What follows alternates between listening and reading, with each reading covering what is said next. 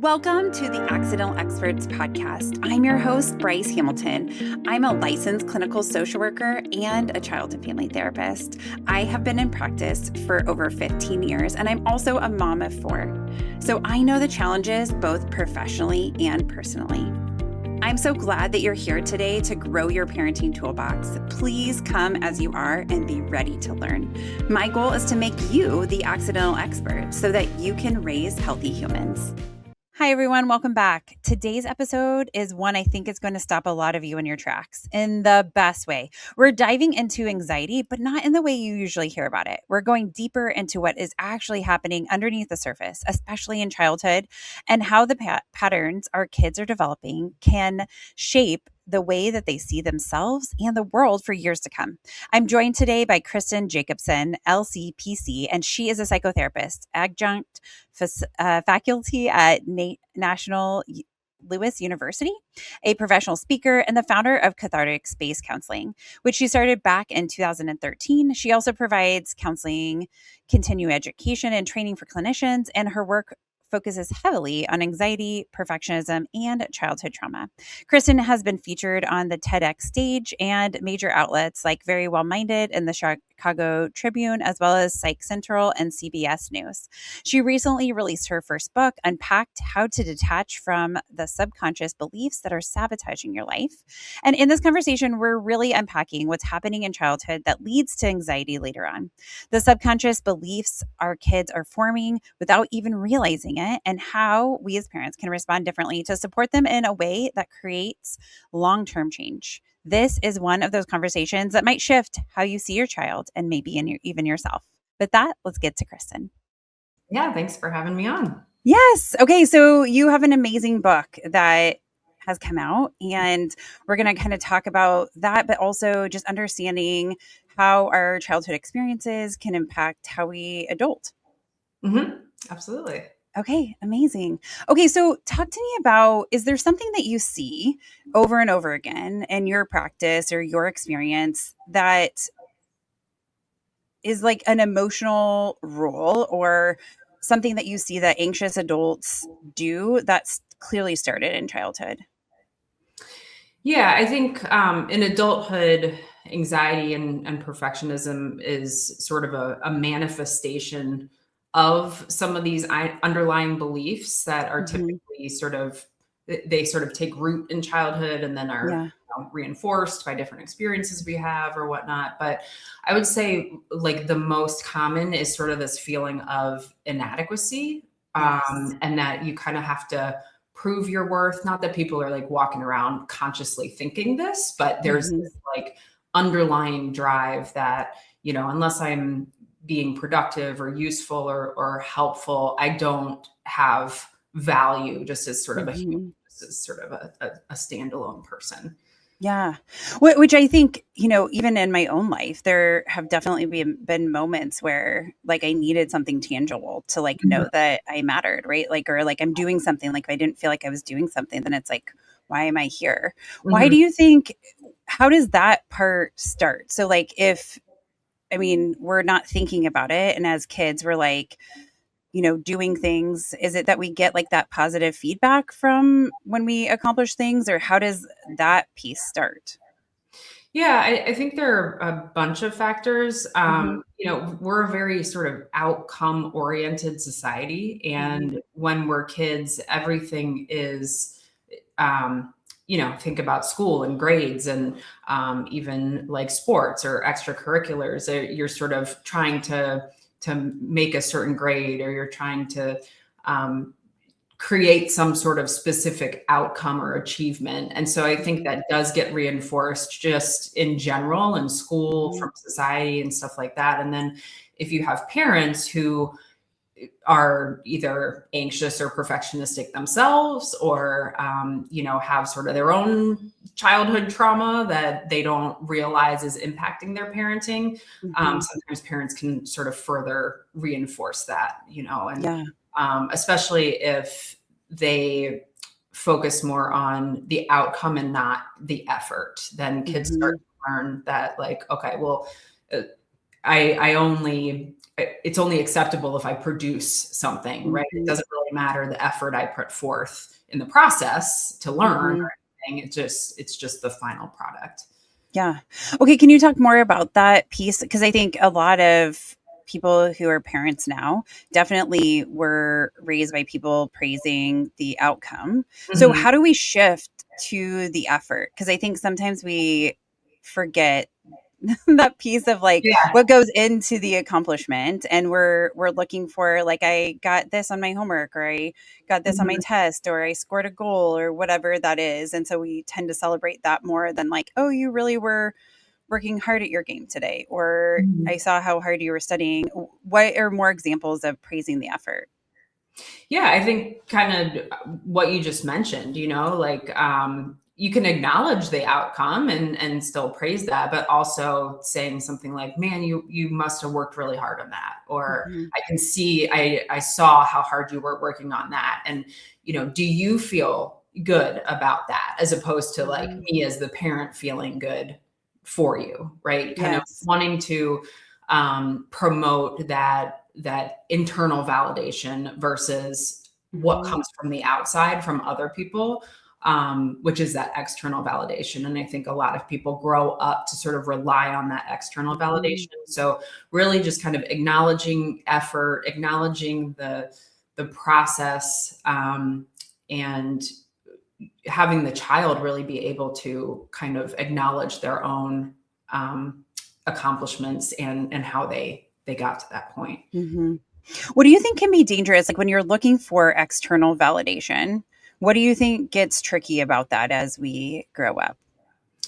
Because it's a roller coaster, right? So when you're Mhm. getting it, you feel good about yourself, and when you're Mhm. not, you don't have that foundation to stand on, so you feel bad about yourself. So it's really an external validation is some elements are within our control. We can kind of curate some of that external validation, but most of it is not within Mhm. our control. And so I think it's a really slippery slope, because then your entire sense of worth or value or identity is contingent upon what other people are telling you about Sure. yourself, or something tangible like a promotion, or Mhm. some sort of achievement, versus when we have that just sort of like intrinsic sense of worth and value, then sure, that external validation is nice. It's like Mhm. a bonus, but it doesn't sort of make or break our sense of identity or worth. Yeah. Which I'm thinking about like the teenage years and how roller coastery those can be just in general. And Yeah. then when you're looking for that external validation, or even in high school where it's like you might choose to do something that you normally wouldn't do, or take a risk, Mhm. right? Like knowing how the adolescent brain is developing, and we're more inclined to risk take. But then if we're looking for that validation, we might find ourselves in more tricky situations where it isn't really where we want to be.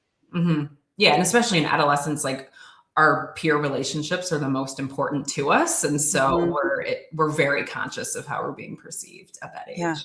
Yeah. Sure. Okay, so in your book, Unpacked, it talks about the subconscious beliefs that are formed in childhood. Can you talk about how those begin in kids, or like what other things besides this like value part that can be um, gained in childhood that can impact how we adult and just how we do life and how we're feeling good about where we are? Yeah, so we pick up subconscious beliefs. Think of it as like an operating system.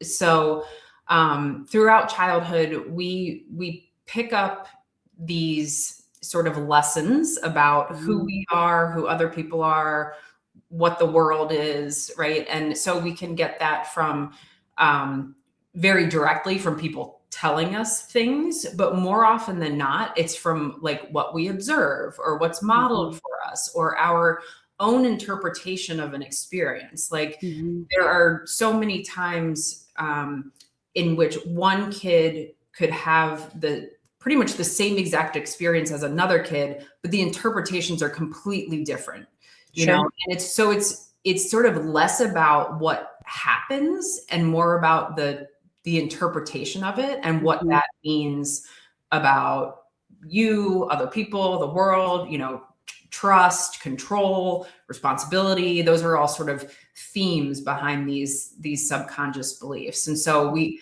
start developing this sense of like, for example, like, oh, the adults in my life are not sort of emotionally regulated, so I need to change my behavior to create as little friction as possible so that they don't get triggered. So, somebody, for example, who has a parent with maybe some anger issues, they might learn just through observation and through their own experience. So like, okay, I have to be the good one. I can't have big feelings. I can't behave. I can't do anything wrong.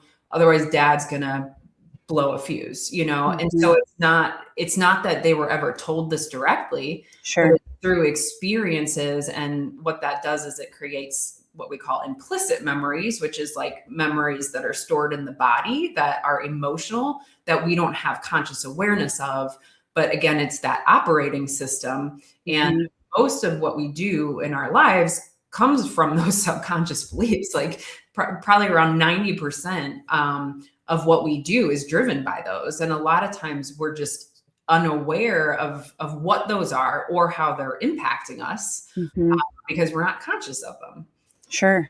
Okay. So if you're a parent listening to this and you're like, okay, my kid's going to have experiences and maybe there's a co-parent that is unpredictable, or, experiences at school or experiences with friends. And you're like, I want my kid to, as much as they can, to have like a sense of safety and trust and, that they're responsible and these different things that they learn, but in a positive way. How can we help our kids to break down things that happen, or what do we do about that to help them support just being healthy and reducing potential anxiety?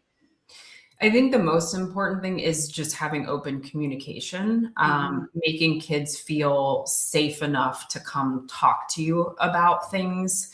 And that means being curious about things versus sort of judgmental or trying to fix them. So many parents want to come in and like alleviate the distress that a kid experiences. But what that often does is then you have kids who grow up to be less resilient because they've never navigated disappointment or things like that. So it's like this delicate balance of allowing them to have challenging experiences where they learn about themselves, they develop some resilience, things like that, but then also establishing this sense of trust where they can come talk to you about things that are maybe confusing or that are stressful for them.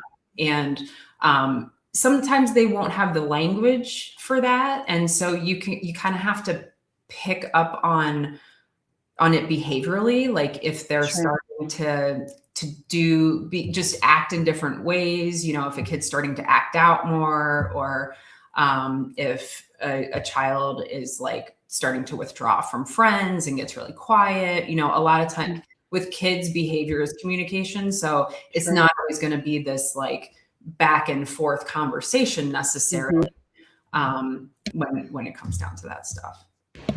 That totally makes sense. Okay. Can I tell you a story about something that happened this weekend, and you tell me if I handled this well? Okay. So I have, the audience knows, but I have 4 kids, and one of my daughters is 9, and she had a soccer game on Sunday, and the game was 8 a.m. start time. So we had talked about, and the soccer field is about 20 minutes from our house. So that meant, we had to be there at 7:45, which meant we had to leave at like 7:15 to make sure we got there in time. So it was early. And the night before, we talked about her game on Friday and again on Saturday. And then on Saturday night, she was like, I don't want to go to this game. And I was like, okay, yeah, I hear you. Yeah. Like, what is it about the game that you don't want to go to? Because if I was guessing, I would say it was the early time, right? Okay. And the fact that we had to get up early and go to this game. But I resisted my desire to like fill in the blanks and let her tell me herself. And she was like, it's just too early. I want to sleep in. Like, this is what I'd like to do. And I was like, okay, like, I understand. I was like, would you feel better if your game was an hour later? And she was like, yes, definitely. And I was like, okay, I totally understand that. Like, there's a lot of times in my life where I have to get up early and I really don't want to, and it can be like really hard. I said, do you still like soccer? And she was like, yes, I still really like soccer. And I was like, do you like your team? Yes, I really like my team.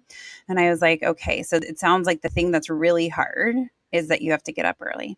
So the truth is, like, she normally wakes up like maybe just 15 minutes later than I would need to wake her up for this game. So it's not like it was really that early in my mind. Excuse me. And so I was like, okay, so like, is there anything I could do to help you feel better about this situation? She was like, not make me go.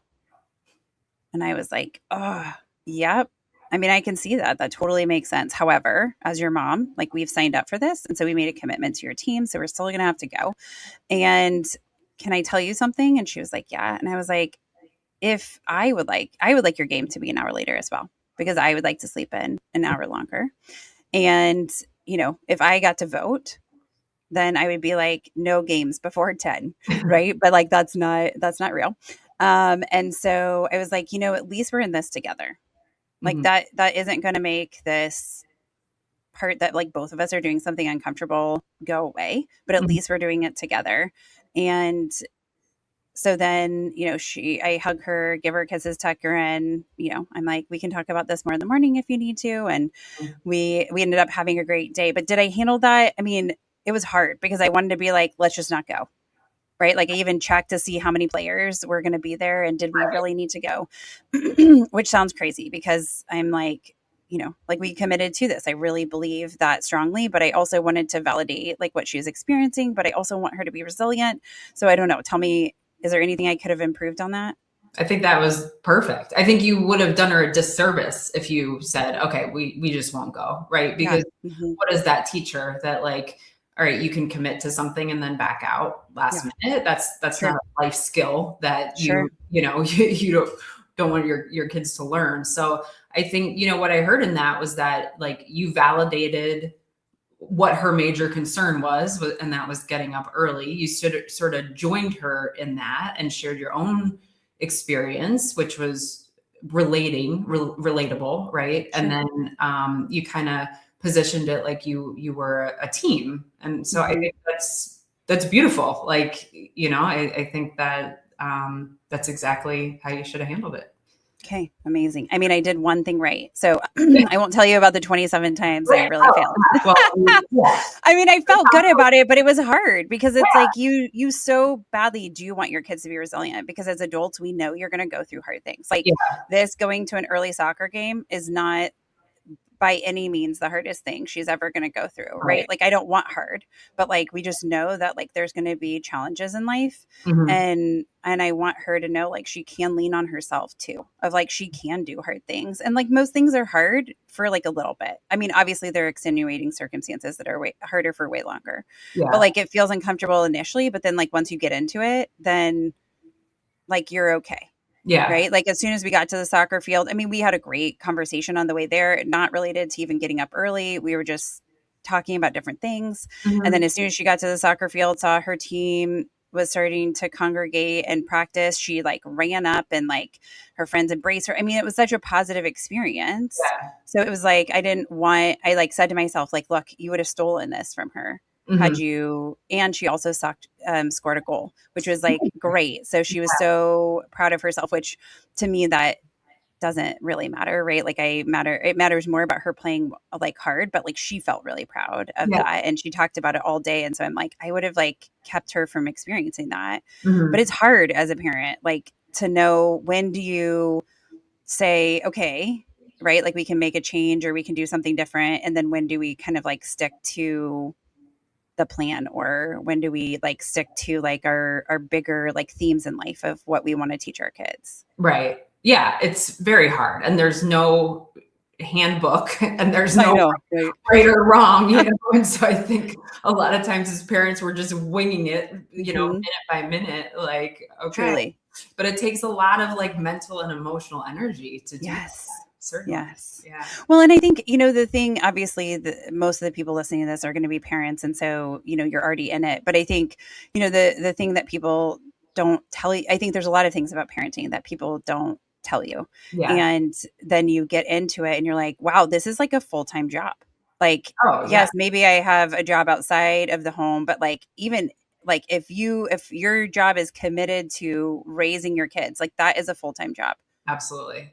Yeah. And More than a it's full-time job. right, exactly. Yeah. Yes. You do not get a break, right? Like it's that constant thing, and you're constantly having to like solve problems and think through things. And there are times I said to another parent mom the other day, I was like, I sometimes wish there was a different adult to come in. Like I could be like the friend mom, where it Um, was like I just get to like hang out on my couch and like watch TV with my kids, or like right. play when they want to play, and like somebody else is going to be like the responsible adult and like make dinner and grocery shop and pay the bills and do the corrective like actions and what, like I wish, but I mean, to my knowledge, that doesn't happen. Yeah. So it's got to be me. Let me know when you find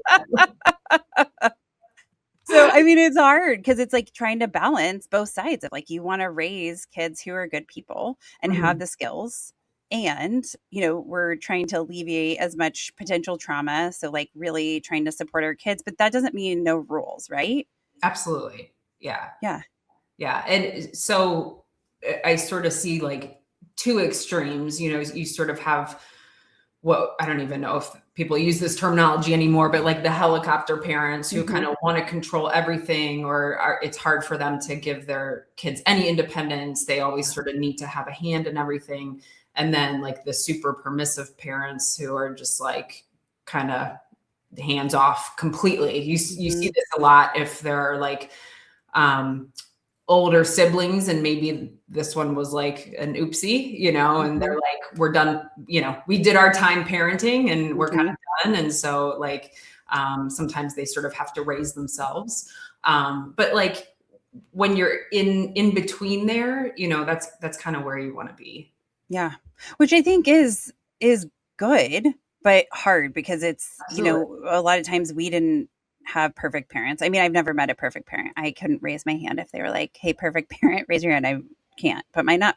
But I mean, so then we're playing into our childhood things, like you said earlier, that like you may have experiences from your childhood that you're bringing to parenting, which I think is 100% true. I don't know how you could leave that behind without working through it or becoming aware of those things. And so, even with all the work that I have done, becoming a therapist, I feel like is going through a lot of therapy and recognizing what your experiences are and how those color what you do. Um, but even in that, like there are moments where I will get frustrated and it's like, this is probably a level 1 situation and I'm reacting like it's a 5. And Yeah. then I'm like, oh, that's me, right? Like that's like I am disproportionately responding to the situation. And I think we're going to do that. Like we're going to make mistakes. How do you find, you said open communication is important. Where is like acknowledging your weaknesses or owning your mistakes, do you think? Yeah, I think that's super important. And I think a lot of our stuff comes Mhm. out when we become parents, right? Stuff Mhm. that we weren't even necessarily we didn't know it necessarily existed prior to that. Sure. But I think, yeah, we're all gonna lose it sometimes, or do something we feel remorseful about. And I Mhm. think the most important thing is the repair piece, to come back Mhm. to your child and be like, you know what, I'm sorry, I messed up. Like Mhm. this wasn't your fault. This was on me. And again, that's like modeling being able to take accountability Sure. and make amends, and communicate that like mistakes are okay, and not everybody is gonna be perfect all the Yeah. time. Yeah. Yeah. Okay, so talk to me about how does anxiety get started? Because like we know that kids have anxiety and we know that adults have anxiety, and some adults I've seen have anxiety maybe their entire lifetime and Yeah. it just seems to be compounding. Like what do you think are the things that happen in childhood that present as anxiety in adulthood, or that kind of trickles down or compounds that anxiety that they have, or that we all can have? Yeah. So anxiety, I mean, really kind of what it boils down to is a lack of control. So if we feel like we've had a significant lack of control at one point in our lives, or several experiences of that throughout our lives, then anxiety shows up as a way to try to control, right? Anxiety, we try to anticipate, we try to predict, we sort of expect the worst. So it's really sort of not that you're like a controlling person, but Sure. that it's like a protective survival response, right? Like I need to be in control so that I feel safe.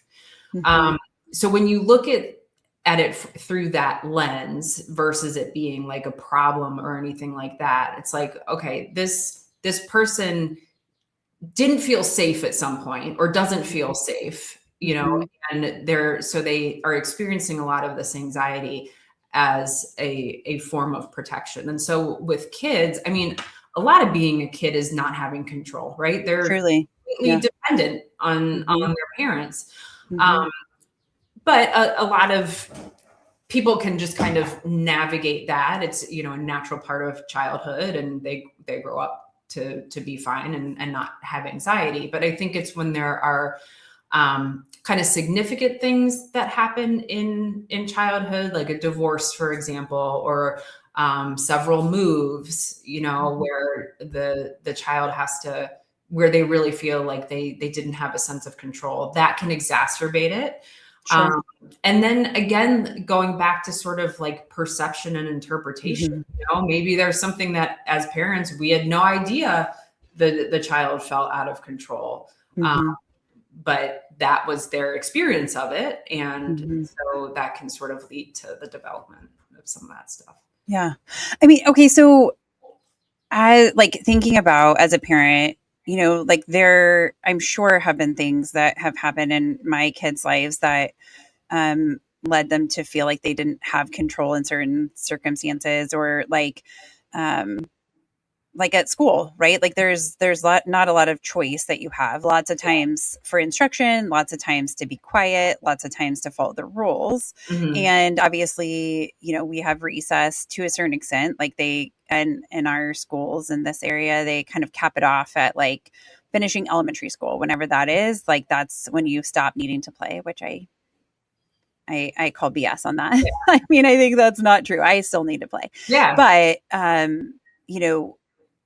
so they do a lot in their day where they don't have control. I mean, how do we follow back up with that? Because if we create a safe environment, is it like asking questions like, how like this thing happened when we moved, like, or like what would help you to feel like you had control, or how do you feel, like, is those important questions, or is it just really about opening the door for them to bring up the things to us?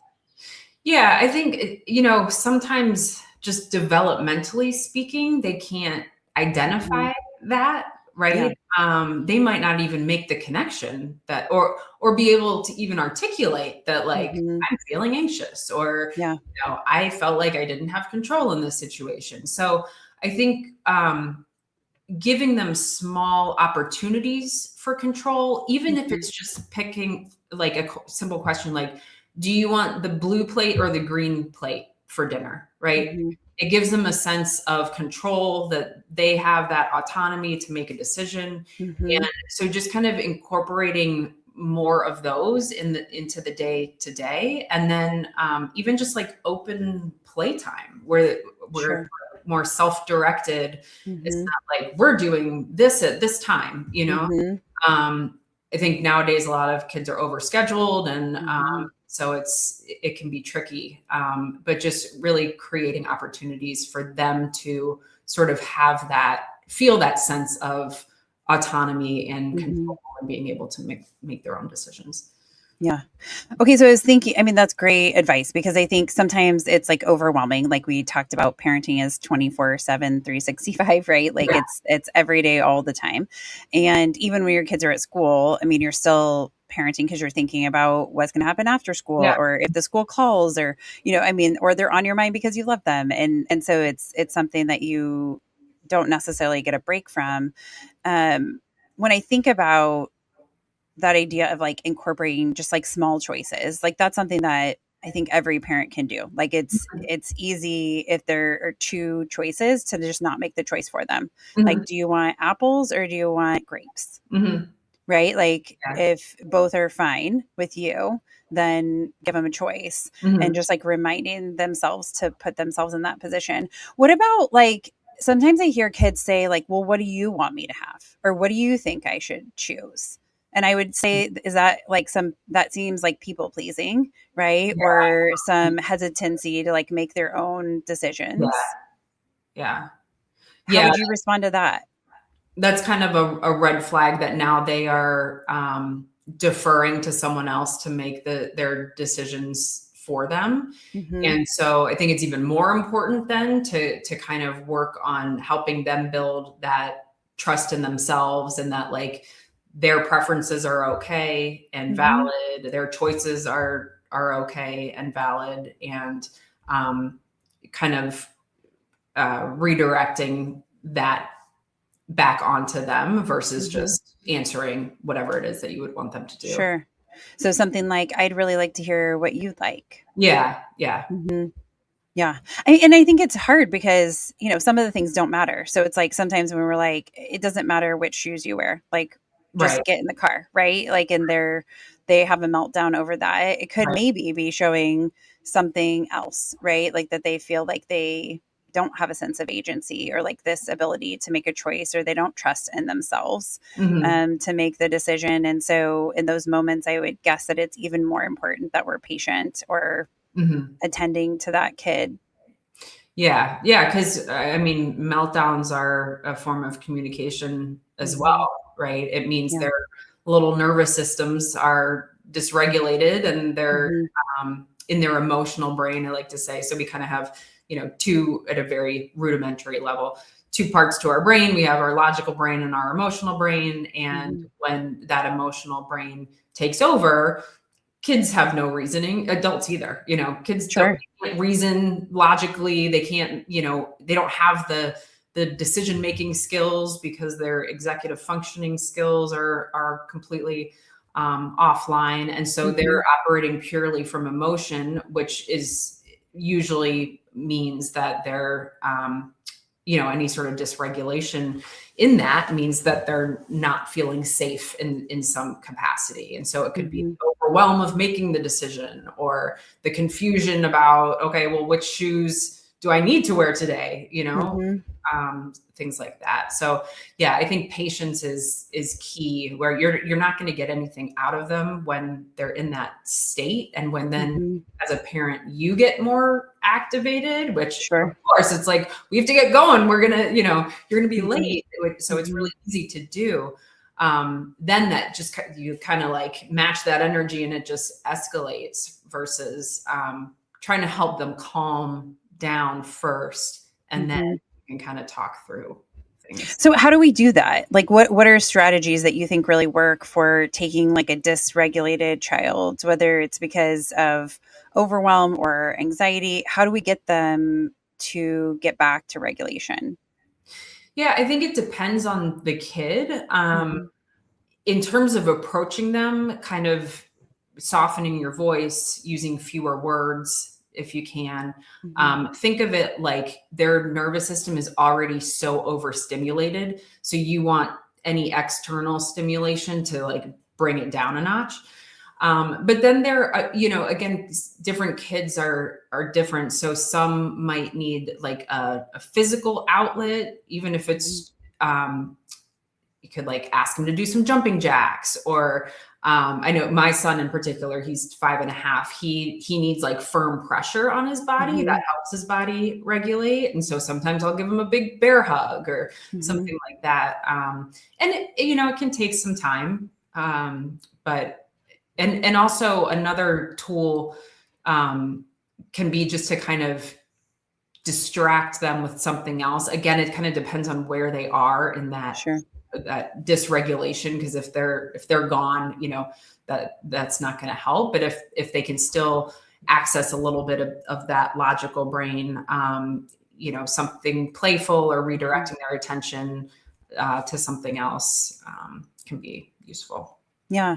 Well, and I think, I have parents who will ask me like, okay, so I'm trying, I work to try to calm my kid down but I don't want to like amplify their anxiety or to help them avoid something. And what I hear you saying is that's not what you're doing. You're choosing like part one is regulation. Yeah. Yeah. Then part two is figure out how you go back to whatever that topic is. Yeah. Avoidance is not regulation. It's Mhm. avoidance of dysregulation. And so you're really not, they're two very different things, right? Yeah. Yeah. Yeah. So I think maybe one strategy I'm thinking about my kids because each one of them there was no copy paste in my life where I like have skills for one that Yeah. really like work super well for another, um, and so some of it is like me asking them like when you have really big feelings, what Mhm. helps to feel better, Yeah. right? Like can we try some things? Like Mhm. could we try swinging? Could we try a big hug? Could we try having a snack because I have Yeah. lots of hangry kids at my house. Yeah. Even I'm like, I swear I just fed you, but then we're Yeah. having big portions and we need more protein. Yeah. So I think that piece and also helping them to connect, like, does that help to like say, when mommy gave you a really big hug, that seemed to help, did it feel good? Or like asking questions to like affirm that what we did was good or was not helpful. Yeah. I think, and this is like after they've calmed Yes, down to yes, be not able, in the moment, yeah. yeah, ask them, because again, every kid's different, and Mhm. even as adults, like what is helpful for one person is not going to be helpful for the other person when it comes Sure, to calming down. So yeah, it's like a lot of trial and error and just kind of checking in with the kid to see what felt good to their nervous system sure, and what didn't. Absolutely. yeah. So, let's say that there are people listening and they are thinking like, "I never got that." Like, I it was always like, I was shamed if I had a big meltdown or, they, like, maybe physically hurt or different things that made me feel bad about having emotions. Mhm. What would you say to those people that are like, "Okay, like, I need to do some healing here?" Mhm. I'd say kind of think about that child part of you, right? Mhm, And treat that part the way you would your own child, or vice versa. Treat your child the way you need it, or with what you needed when you were that age, right? So if you mhm, grew up with parents who were very dismissive, or if you got in trouble for having emotions, like what did you need at that age to feel better that you mhm, didn't get? And then mhm, offering yourself that's when we talk about like reparenting our inner child. I know those are a lot of kind of buzzwords right now.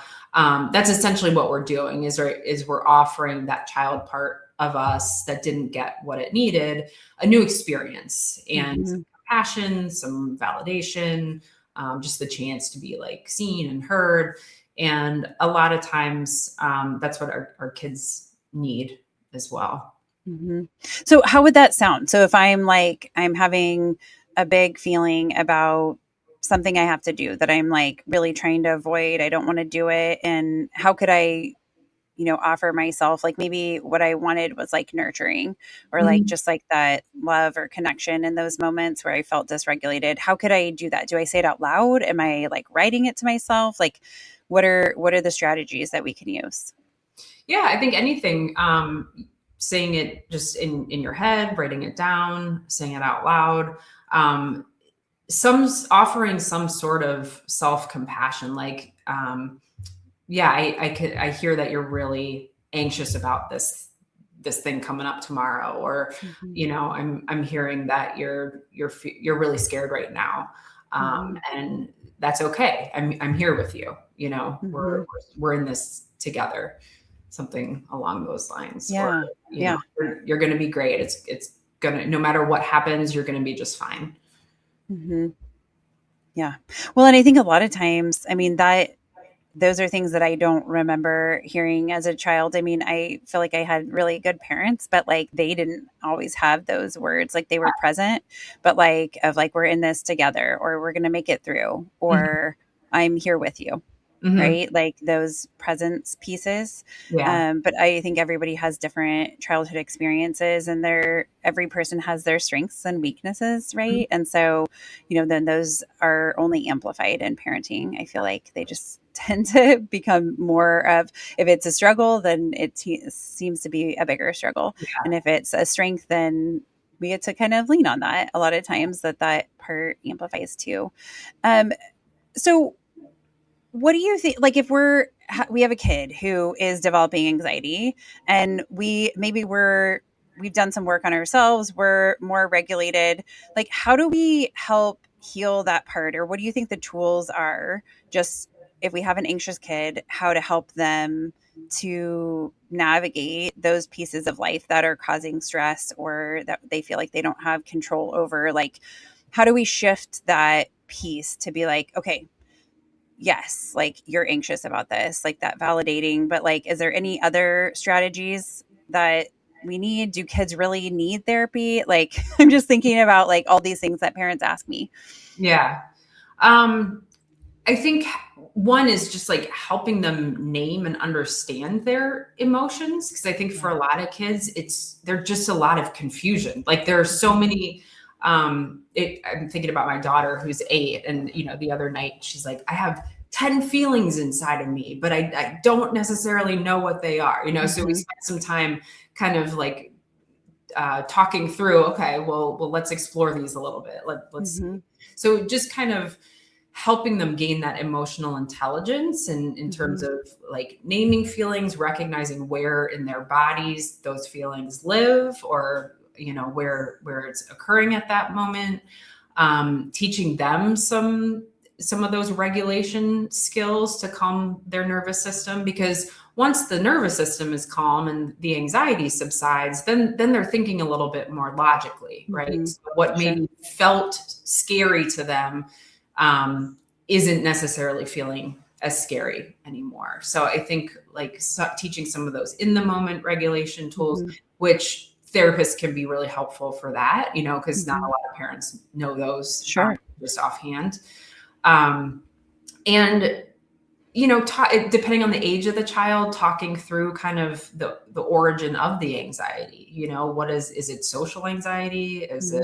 Are they scared somebody's going to break into the house? Is it, kind of how does that manifest, and where does it come from? It's kind of different. Sure. And then it's not necessarily avoiding that, just acknowledging it. I mean, or are we doing things like, let's say a kid's afraid of the dark, and you're like, okay, we turn on a night light. Okay. Like, but they're still scared. Somebody's in their closet. Like, do we check the closet? Like, I'm just thinking about like, how much do you get into that process? Like where is it helpful versus hurtful?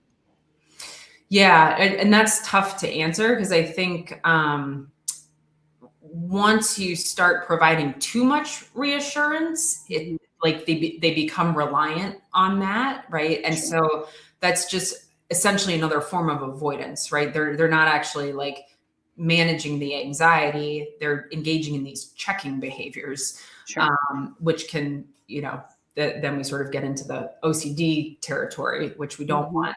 But I think providing a level of reassurance, and then kind of things that would help them feel safer and secure, like turning on a light, things like that. And maybe if there's something that they could repeat to themselves mentally, just like, I'm safe right now, or something like that can kind of help soothe or calm their system, that can be helpful as well. Yeah. I mean, and I think, yes, we know like every kid is so different. And so, like, trying out the different things, there's lots of strategies online too of like figuring out like, what does your kid want to try? Like, and when Mhm. they're calm, because I think obviously when we're in a heightened emotional state, we're really worried about something. That's not Mhm. really a great time to be like, hey, let's try this new Teaching skill. moment. Yeah. Right. Yes. And because the kids are going to reject that just as well as I would reject that in the moment too. But kind of like if you know your kid is more anxious generally, right? Like Mhm. getting yourself kind of prepared for like, okay, when this happens, like here are some strategies or talking to the kid about them. You know how sometimes you feel that, like you've said, you felt anxious. The next time, like, let's try this, or we could try it now when you're calm so that if Mhm. you're feeling anxious later, that we could try this tool again and see if that helps your body to feel calmer. Because I think, yeah, the brain learns way better when it is not in a arousal state, when it is heightened and ready to like respond to for safety. Okay, so question. I something I struggle with and I think is kind of a United States kind of problem, it seems, and maybe it's more worldwide, but especially in the United States, is like boys who, babies are born with the ability to feel all feelings and toddlers express feelings. And then, there's like a shift that happens at some point where boys seem to quote unquote not be allowed Mhm.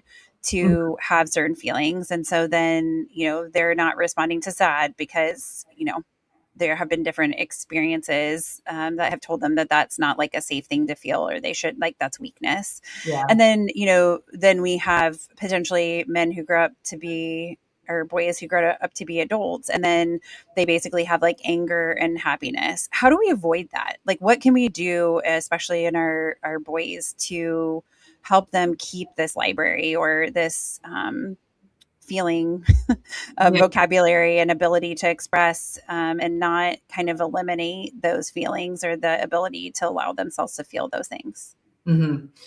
Um, I think again, just kind of like the encouraging that emotional intelligence and just teaching them about emotions, because with anger especially, it's I don't know if you've heard this the iceberg analogy, but it's like, Mhm. with anger, it's like the 10% of the iceberg that we can see on top of the water. Mhm. Anger is energizing. It feels protective and Mhm. defensive. It's more socially acceptable for men. So that's often sort of the go-to for emotional expression. Mhm. But if we look under the iceberg, that 90%, there's always a vulnerable emotion under that anger. Yeah. And so I think helping these boys or teens kind of if they do get angry about something, like, okay, let's, take a minute and let's kind of like look underneath the surface. Were you Mhm. disappointed? Were you sad? Did you feel Mhm. hopeless? Sure. What was actually going on there that made you feel angry? Mhm. And just kind of giving them that emotional education as early as we can, so that they can better kind of manage that, or regulate that, or have that self-awareness as they're Mhm. going into adulthood. Yes, I love that because I think, the more that people are in touch with their feelings and able to express them, the more healthy we're able to be. Yeah, absolutely. Yeah. Okay. So, Kristen, what do you want parents to walk away from this conversation with? What do you want them to remember most? I think that parenting is hard. Hmm. I joke, I tell people, I'm like, I'm a trauma therapist, and parenting is still the hardest job that I've ever Hmm. had. Yeah. So it's just hard. No one is doing it right. Hmm. We're all just trying to do the best we can with the resources we have Hmm. within our own circumstances, and that's okay. So, yes, there are opportunities for growth for all of us as parents, Sure. but also like give yourself some grace, because it's hard and there's not a handbook for this, and every kid is different. Yeah. Absolutely. Thank you so much for this conversation. This has been so helpful. Yeah, thanks for having me on. I appreciate it. Absolutely. This conversation is one that I just keep going back to because it challenges us to look beyond behavior and to into what's really driving it. When we start to understand that so many of our kids' reactions their anxiety, their perfectionism, their need for control are rooted in deeper beliefs they're forming about themselves. It changes how we show up as parents. It moves us away from trying to fix the moment and towards helping shape the story that they carry forward. I think this is so important.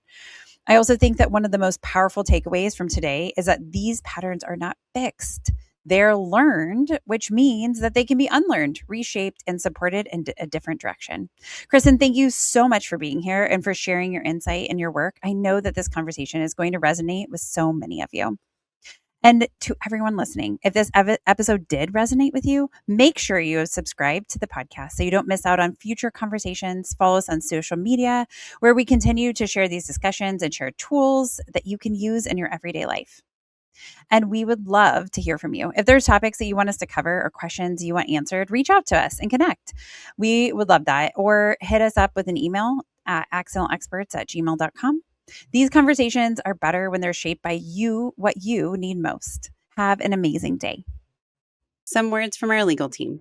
The information presented in this podcast is not intended or implied to be a substitute for appropriate professional advice, diagnosis, or treatment. All content, including text, graphics, images, and information contained on or available through this podcast, is for general information purposes only. This podcast makes no representations and assumes no responsibility for the accuracy or information on or available through this podcast, and such information is subject to change without notice. You are encouraged to confirm any information obtained through this program with other sources and review all information regarding any condition or treatment with the appropriate professionals. What we're saying is, yes, I am a real therapist, but I'm not your therapist.